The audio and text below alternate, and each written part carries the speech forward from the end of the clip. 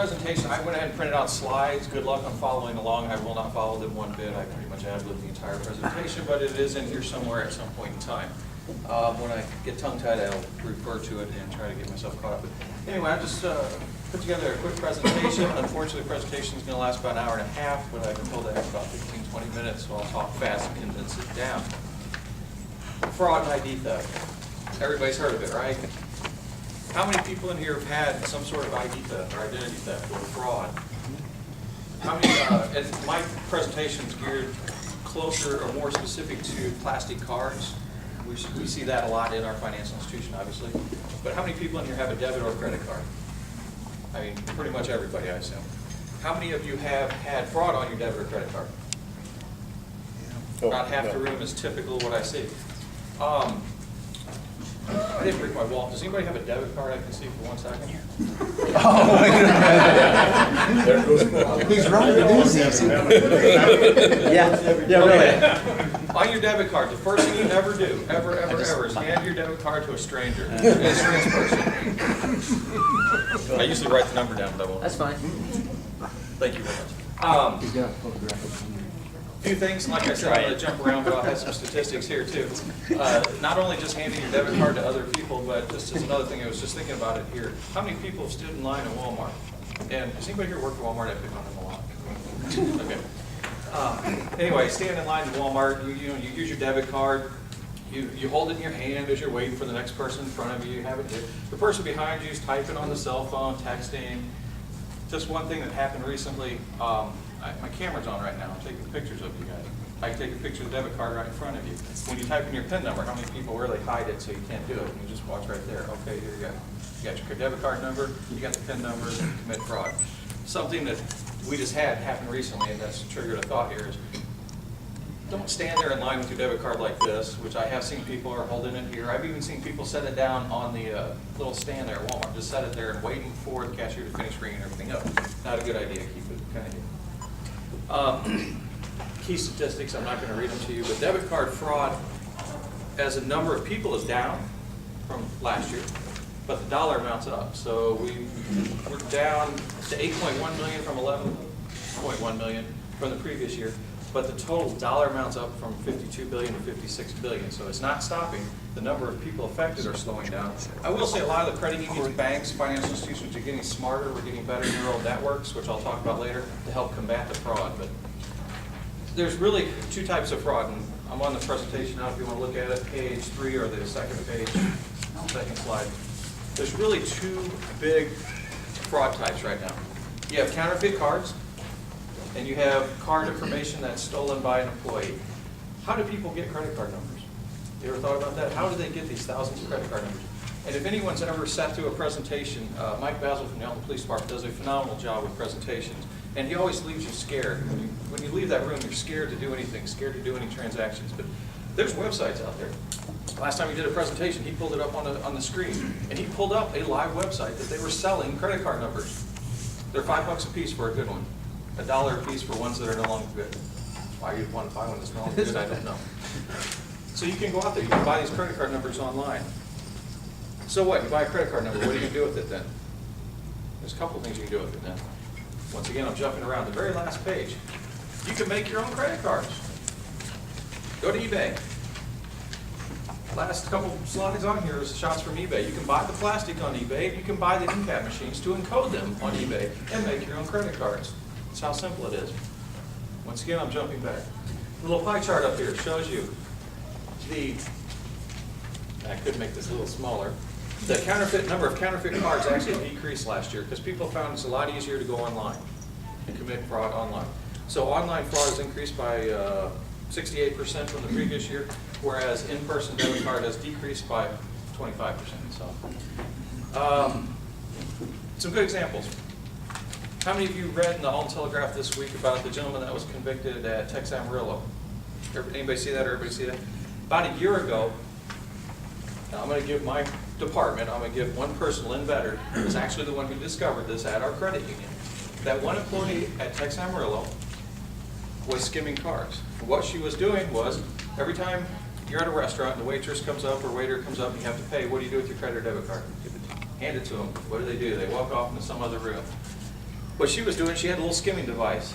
A gentleman that she had met in St. Louis gave her the skimming device. She ran it through. The mag stripe on the back of your credit card or debit card has your name, has your account number, has your CVV number.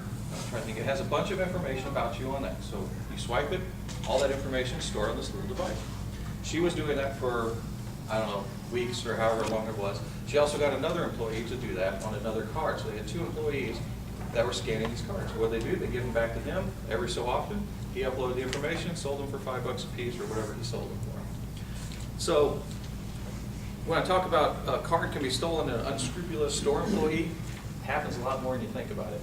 I always dread handing my credit card or debit card to an employee where they disappear behind some counter. You know, most people are honest, I will say that. Most people are honest, but it just takes 1 or 2.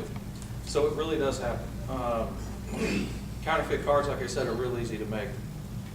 Another one that's happened recently, and this one's not so public, although I know a lot about it because we are heavily involved, and I won't mention the names, the local names. I'll mention some that are farther away and bigger, but there has been some local businesses in Godfrey area, as well as Collinsville, as well as Troy. And I'll mention the Collinsville one was Arby's, Troy was China King, there was a Pizza World in Fairview Heights, that have all, back in November, did anybody have fraud in November of last year on their card, all of a sudden on their debit card? These businesses, including a bar restaurant in Godfrey, had Zon machines, they're called Zon machines, where when you go to pay, they swipe the credit card, enter the amount of information, it sends it to their bank, or the bank on the credit card, then the money's deposited in their bank. Well, these Zon machines, on all 4 of these businesses, had malware on them. That malware, according to the FBI, has probably been on there for 2 or 3 years, collecting credit card numbers, debit card numbers.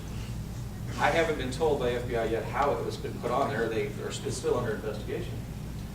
But basically, about last October, whoever put all this information on these machines decided to collect it, and they did, and then they used it.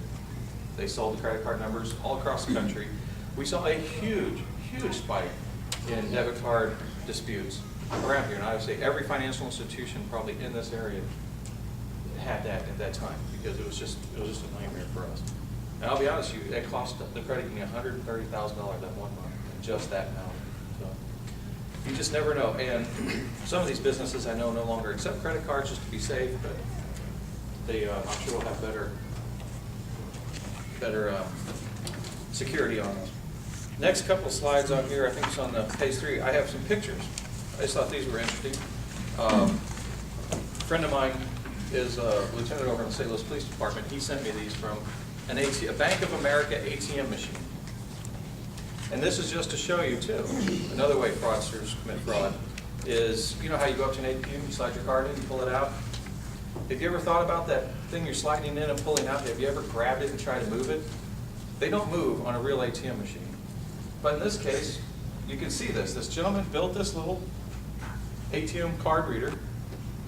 You can see the back side of it. It's stuck on with tape. It has a cellular card in it. So when you go up to that ATM, slide your ATM in, it goes through the skimmer first, skims all your information, goes into the ATM, because it's very thin, so the ATM reads it also. You pull it out, a cellular signal sends it to this guy probably sitting in his house having lunch. Then what else do they need? They need your PIN number. Go to the next page. They also created a keyboard, a fake keyboard that's set over the real keyboard. You enter your PIN number in. Well, this fake keyboard also gets the keys below, so you actually will get your cash out. You will know no difference. But it also has a cell card on it, so then your PIN number is also sent directly to them. And this is one from St. Louis area, if I remember right. This has happened in St. Louis. Moral of the story on this one, and I do this personally, every time I go get gas at Quick Trip or wherever, every time I go to an ATM, I grab that thing where you put your card in, and I try to move it. If it moves, most likely, or if you can pull it off, obviously, it's a scammer. So just be careful. Just another way to help protect yourself. Go up there and just pull on it. If you break it, it's not a skimmer. I didn't tell you to do that, so just be careful because it does happen. It does happen in this area, and I don't have any specific examples in our local area, but I do know that was at least St. Louis, so it was pretty close, if I remember correctly. People go through great lengths because in the time that this was up before someone discovered it, it could have been 2, 3, 4 days. Some of our ATMs get hit 400 and 500 times a day. That's 400 or 500 card numbers that they read in one day's time. So Just be careful when you're doing that. Let's see, jump around a little bit more. Some other fraud that we get a lot of family fraud too. We call it family fraud, where your kids grab your debit card out of your wallet, go out and buy something. That is so easy to pick up because your typical fraudster is not going to go down to McDonald's and buy a $20 lunch, or go to the local store and buy something, a pair of pants or something at Macy's. Your typical fraud person goes to Walmart and buys $500 to $1,000 worth of gift cards because they're untraceable once they buy them. That's your typical fraudster. Why do they do that? Then they go out and they sell the gift cards. Or they buy a big screen TV, or Best Buy. The two most common that we ever see is Walmart, Best Buy, are the two most common places they go to first. So whatever. I'll tell you about some other disputes in a second. Here's my little soapbox is the businesses have no responsibility whatsoever, and any business owners know this, to verify that you are who you are with that credit card. You have no responsibility whatsoever. And once again, this is where I pick on Walmart. Walmart doesn't have that responsibility. So is that why, that's why you swipe the card, do they ever ask for your ID? If you write CID on the back, does it really matter? No, because they don't have to. They're not handwriting experts. Visa takes the stance that none of these cashiers are handwriting experts, and they have no responsibility whatsoever to verify that that is who they are. And who else doesn't have any responsibility for the fraud? The business owner, Walmart. Once again, I'm just picking on Walmart. I'm sorry if anybody's a big Walmart fan. So, will this ever stop? No. Who's responsible for all of the fraud? Your financial institution. Whoever that may be, whether it's a credit union, whether it's a big bank, they are responsible. That $54 billion last year, banks wrote off. Banks make, I won't go into great detail, we make interchange income. Every time you charge something, we make a little bit of money. It's a lot less now since they just passed the most recent law, so we're not even making enough money to cover the fraud. I have a feeling this will be a big source of contention coming up, and banks are going to raise fees because now we can't even cover the cost of fees. But anyway, this fraud will never stop until one thing happens, I'm convinced. If you made Walmart responsible for 15%, 20% of the fraud, just say 20%, banks will take the rest, we'll take the 80%. Make Walmart, and I'll pick on just Walmart, just make Walmart and Best Buy responsible for 20%, it will stop tomorrow. Because that would cost them a couple $1 billion. And they will start checking IDs, they will make sure that everything's valid, because isn't it kind of strange when somebody that doesn't speak English comes up with a white piece of plastic with nothing on it, no numbers, nothing embossed, swipes it through and buys $500 to $1,000 worth of gift cards. That's just weird. I don't know how many times we've had it to where it won't work and the cashier actually gets the card from them and manually tries to force it through. Some other fraud we get, this is not fraud, but we get a lot of calls.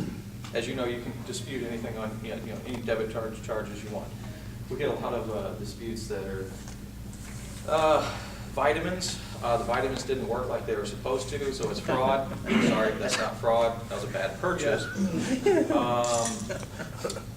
We get by these weight loss pills, and I will say at least once a week, we get a debit card dispute that is fraud, that this company sold me weight loss pills, and I didn't lose weight. Another of my favorite is in about March or April, we get a lot of disputes from gyms, where people go out in December or January, they join a gym, they're going to lose weight, but they didn't lose weight, so it's fraud. They want to stop this charge, they want their money back. Sorry, that's not fraud. I'm not going to go through all the phishing stuff. As you notice, Illinois, and I always like to throw this chart in there, Illinois is the top 5 states for fraud in our country. Wow. Makes you feel proud to be in Illinois. California is the worst by far. We tighten the standards down on our debit cards and credit cards. Texas and California are some of the worst states, but Illinois is bad. Of course, Chicago, obviously, we have Chicago, it's a big area. So. The governor started. Yeah, the governor has most of the money. So, I just, some other countries, we have a lot of problems in other foreign countries.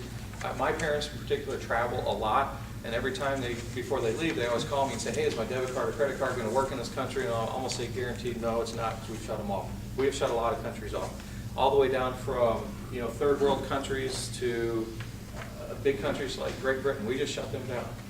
There's more fraud coming from England, Scotland, and Wales right now than you could possibly imagine. The other weird thing is unfortunately, that affects a lot of people. How many people realize that eBay runs almost every transaction through Great Britain? it's really affecting a lot of our members, unfortunately. So we have to play that careful game. Is we have 45,000 members. Of those, I guarantee you thousands of them are buying stuff on eBay. Well, all of a sudden we've blocked Great Britain and the transactions aren't going through, so we're having some problems. So we have to be careful. We can't just block everything, but we have to be very cognizant of what people are doing. Just a quick couple things. I still have some time.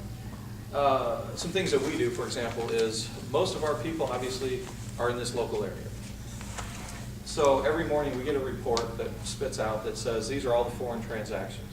We go through these foreign transactions every day, and there aren't that many, I'm going to say 20 or 30, and we call every one of those members every day to say, so are you over in Tanzania right now?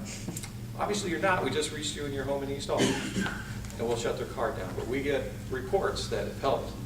You know, I think we've had 600 phone calls so far year to date that we have made outgoing to members. 180 of those we have stopped fraud because luckily we made those phone calls every morning. Last night a transaction went through in wherever. No, I'm still here in the country. I have no idea what that is. Shut the card down immediately, because what happens is once one transaction goes through, what do? They keep going and hitting it constantly until it's maxed out, or we shut it down. One of the two. There's other fraud fighting tools out there. One of our most recent is this real-time decisioning we just implemented, at least for our credit union. And most banks have these. Almost every bank or credit finance institution has these. But real-time decisioning. One of our big things now is to make sure we have your cell phone number on hand. Everybody's like, well, why do you want my cell phone number? Because right now, when you swipe that card at Walmart, that number is being run through Visa, it's being run through our system, and through several security systems. Within a matter of seconds before that's approved, it ran through an entire system of fraud detection tools. If that scores high enough on their scale, which I don't know how their scale works, but I have seen this in action. If it scores high enough, your cell phone will ring within seconds. You could swipe your card, and within about 3 seconds, your cell phone starts ringing, and you're at Walmart. And of course, you don't know the number, so you ignore it. What happens if you ignore it? Your transaction gets denied. If you answer it, it'll say, hi, this is First MidAmerica Security. We're just calling to verify that you are at a purchase right now. Can you tell me your location? Or we won't say ask you, or tell you, are you at Walmart right now purchasing this, this, and this? And if you say yes, the transaction will go through. If you don't answer or say no, then obviously we try to block it. That's our most recent one. It's freaked a few people out. I've had members call and say, how did you know, I was at Walmart right then and there, I just swiped the card, and 5 seconds later I'm getting a phone call. Well, it's part of our new fraud. And unfortunately, we don't have a lot of cell phone numbers, and even more unfortunately, most people ignore the number because it comes up either unknown, blocked, or something, or an 800 number you don't recognize. How many people answer those anyway? That's helped out a lot. Trade blocker, that's just, we block a lot of countries. I think I mentioned Spain, Luxembourg, Romania, Cyprus, countries I've never even heard of. Out of the 180 countries in the world, we block probably 80% of them right now. Other things, we get a lot of complaints that we have maximum daily limits of like $1,000 on your debit card, point of sale, $300 in an ATM. Quite honestly, there's a reason for it, it's fraud protection. Because if you had unlimited access to your debit cards and credit cards, that money will be gone in 2 seconds if someone does get a hold of them. Let's see here. A couple of fraud detection tests. Does everybody go and look at a credit report at least once a year? I highly recommend it. It's a good thing to do. You can get a free copy. I put it at the Advocate website in here. The government put up this website about 10 years ago, so you can get a free copy of your credit report once a year. I highly recommend to see what's on there. Sometimes you might be surprised. In more cases than none.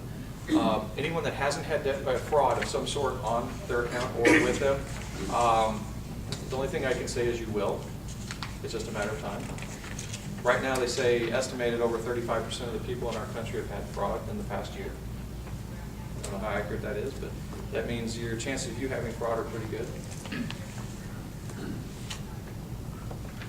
Any signature is valid too, as I mentioned. Walmart doesn't care. If you go up there and sign Mickey Mouse, is that valid? Yes. They're not there to verify signatures. If you just put a line, like me, I don't even try signing. I just put a line through it. It's much easier. And when you sign those computers, you can't read it anyway. So just put a line through it. Is that valid? Yes. So when we go to charge it back, as long as they can show that there's even a scribble, even a dot or anything on there, we usually lose the case anyway. You can see how I put some samples of some receipts in here, which of course, once again, are very small. The one on the far right, which you can actually read, the card actually belongs to somebody else. Last name was Cruz, if I remember right. But when they swiped it, the name John, which they misspelled, by the way, Aganda or whatever they put in here, popped up on the receipt because your name is on your credit card. They don't know a lot of times the name. They just have your credit card or debit card number. And when they go to create these fake cards, they make up names because they don't know what your name is. So names a lot of times don't match. So now we have name mismatch. It's called name mismatch. When it goes up, it shows a transaction and your transaction will be denied too.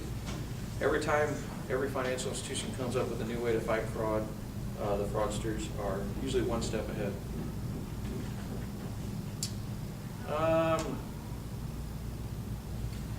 As you know, if you do have a fraudulent charge on your card, if you have a MasterCard or Visa card, you are not responsible for it. So whoever your financial institution is, unfortunately, I say that unfortunately from the side that I work for a financial institution, but good for us as consumers, you are not responsible for it. So if fraud does happen to you, you will get your money back. Will you get it all back?